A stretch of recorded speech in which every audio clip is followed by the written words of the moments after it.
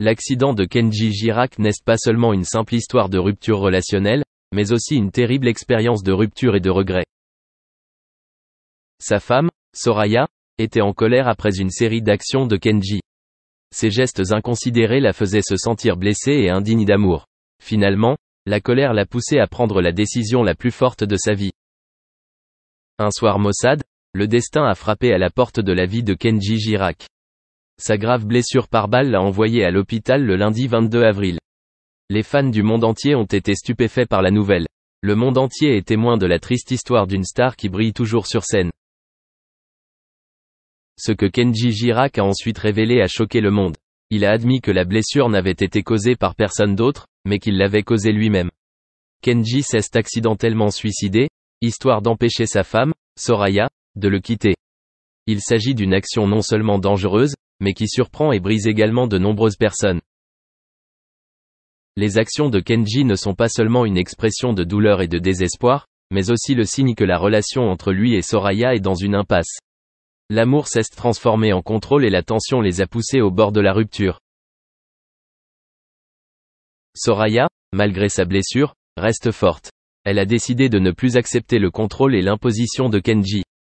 Ses actions lui ont fait comprendre que derrière la violence se cache non seulement la faiblesse mais aussi le besoin d'aide et de guérison. Kenji, après avoir pris conscience des conséquences de ses actes, fait face à la plus grande mer de punition, le regret. Il a réalisé que l'amour n'est pas une question de contrôle et de domination, mais une question de compréhension et de partage.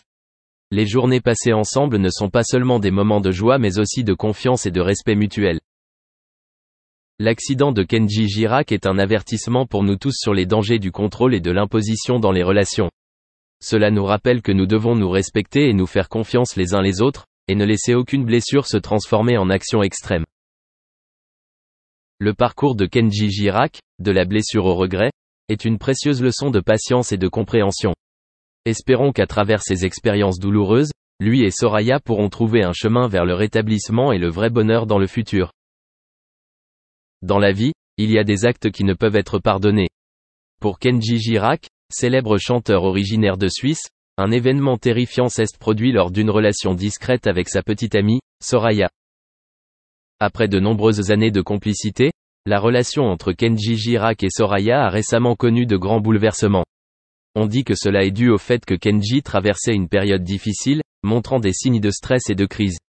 Il y avait des signes évidents d'un changement dans son comportement, notamment une augmentation des disputes et des cris. Cependant, le coup d'arrêt final s'est produit dans la nuit du dimanche 21 avril au lundi 22 avril. Après une fête, Kenji Girac est rentré chez lui ivre.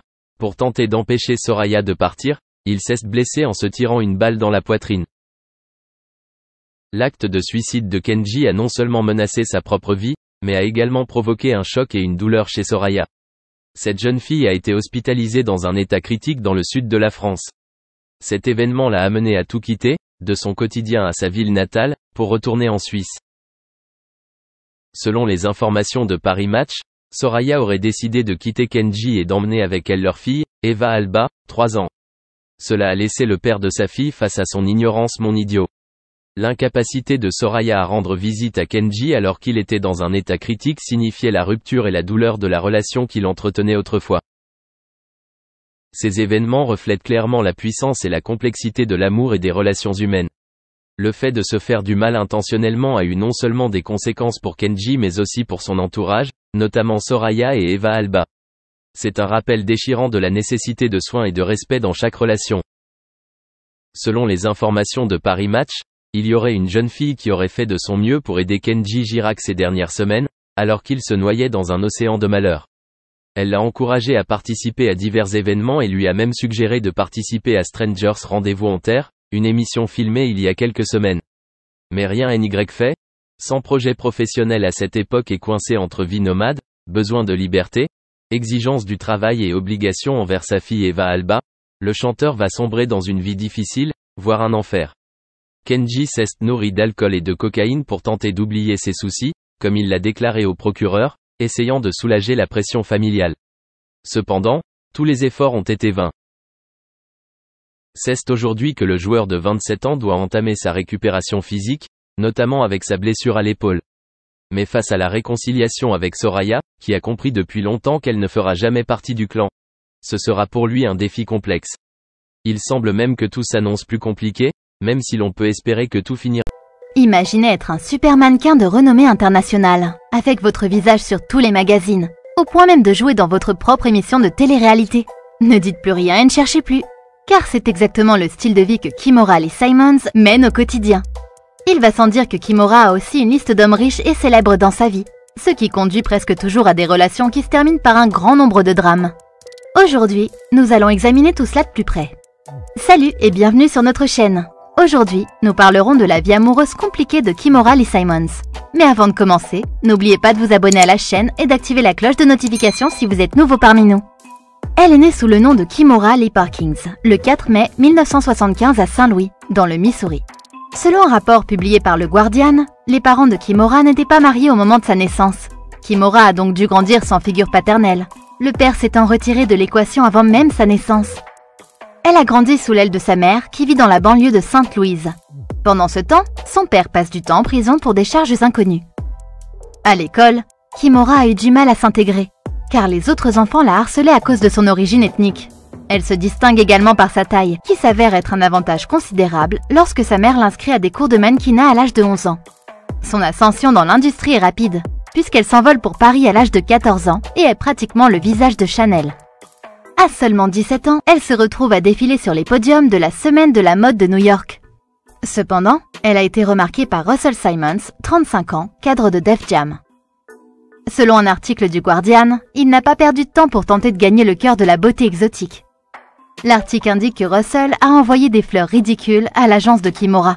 Kimora a été immédiatement impressionnée, mais son amie et collègue mannequin Tyra Banks a tout de suite remarqué tout cela et a prévenu Kimora du style de vie et de la réputation de playboy de Russell. Comment Tyra a-t-elle su tout ça?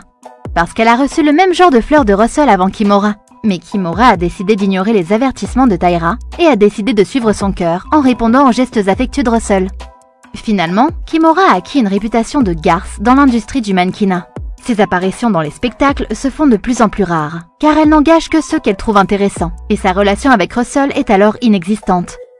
Dans une déclaration au Guardian, elle avait affirmé qu'ils avaient eu une relation intermittente pendant des années. C'était un playboy, et je suis un peu folle à cause de cela aujourd'hui. Elle a décidé de passer quelque temps à Milan pour se remettre de toute cette folie. C'est alors que Russell a réalisé qu'il avait gâché quelque chose qui aurait pu être bon pour lui. Il a contacté la mère de Kimora et l'a supplié de lui donner le nouveau numéro de Kimora pour lui prouver qu'il était un autre homme. Pour prouver encore plus sa repentance, il s'est mis au végétalisme et au yoga, afin de s'éloigner de son style de vie festif et de toutes les autres modèles. Ils finissent par sauver leur relation et Kimora emménage dans le manoir de Russell à Beverly Hills. En décembre 1997, ils sont partis en avion à Saint-Barth, afin de rejoindre Didi sur son yacht géant. Lors de ce réveillon, Russell a demandé Kimora en mariage, lui promettant de passer le reste de sa vie avec elle. Selon un rapport du magazine New York, Russell et Kimora avaient prévu de se marier le jour même du Nouvel An. Ils étaient d'humeur à célébrer l'occasion, mais le personnel du bateau en a finalement eu assez de leur manigance. Russell raconte: « Nous organisions des fêtes tous les soirs. Un dîner pour 40 personnes, un déjeuner pour 50, et rien n'était prévu à l'avance. Le capitaine a fini par nous jeter hors du bateau. Ils ont tout de même fini par organiser un vrai mariage, qui a eu lieu en décembre 1998. Selon un article du New York Times, ils ont eu une cérémonie civile au palais de justice où tout a été finalisé, avant de s'envoler pour Saint-Barth pour une cérémonie non confessionnelle, qui a été officiée par le frère de Russell, Révérend Run, de Run.